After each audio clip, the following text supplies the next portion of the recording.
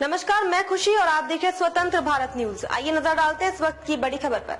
हर दाढ़ी टोपी वाला बीजेपी को खतरा लगता है। ओवैसी बोले, शाह योगी हमें पार्षद का चुनाव नहीं हरा पाए, लोकसभा क्या जीतेंगे। जो दाढ़ी वाला है, जो टोपी पहनता है, वो बीजेपी को खतरा लगता है।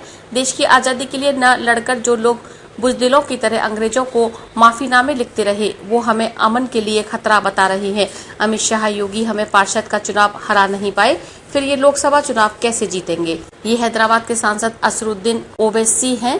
हैदराबाद लोकसभा सीट पर 40 साल से ओवैसी परिवार का दबदबा है। इस बार भी वे जीत को लेकर कॉन्फिडेंट हैं। उनके सामने बीजेपी ने माधवीलता को उतारा है, जो 3 तलाक और हिंदुत्व पर दिए बयानों की वजह से चर्चा में रहती हैं। तेलंगाना की सभी 17 सीटों पर चौथे फेज में 13 मई को वोटिंग होगी। गोलकोंडा में इलेक्शन कैंपेन के दौरान AIMIM चीफ असरुद्दीन ओवैसी ने दैनिक भास्कर से बात की। उन्होंने पीएम मोदी, राम मंदिर, CAA, हिजाब और मुख्तार अंसारी पर खुलकर जवाब दिए। पढ़िए और देखिए पूरा इंटरव्यू। सवाल, साउथ में बीजेपी की पूरी ताकत लगा रही है, क्या लगता है कुछ नतीजा निकलेगा? बीजेपी को तेलंगाना में कितनी सीटें मिल सकती हैं? जवाब, बीजेपी कितनी सीट लाएगी ये तो मुझे नहीं मालूम, लेकिन हमने एक काम ऐसा किया है जिससे तेलंगाना में बीजेपी को झटका लगेगा। हैदराबाद और बाकी 16 सीटों पर लोगों ने कहा है कि बीजेपी को वोट न दें। अमित शाह तो पार्षद के चुनावों में भी यहाँ आए थे।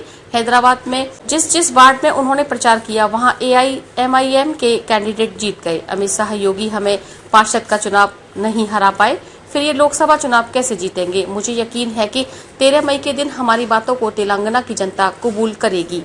सवाल, बीजेपी कैंडिडेट माधवीलता ने कहा कि अब वे आपसे संसद नहीं मिलेंगी जब आप सीट खाली करके बाहर जा रहे होंगे। आप कब माधवीलता से मिलना चाहेंगे? जवाब, ये इलेक्शन की हवाई बातें हैं।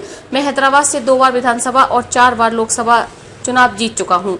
ऐसी बातें सुनना मेरे लिए कोई नई बात नहीं है। विपक्ष के नेता ऐसा बोल रहे हैं तो बोलने दीजिए, असली रिजल्ट तो जनता देगी। सवाल, पीएम मोदी तेलंगाना में रोड शो कर चुके हैं, क्या उनका यहाँ आना चुनाव पर असर डालेगा? जवाब, बीजेपी के पास एक ही स्टार कैंपेनर है, नरेंद्र मोदी, इसलिए वो यहाँ आकर पार्टी का काम कर रहे हैं। और ऐसा नहीं है कि वे यहाँ पहली बार आए थे। इससे पहले विधानसभा चुनाव के दौरान प्रधानमंत्री ने हैदराबाद में रोड शो किया था।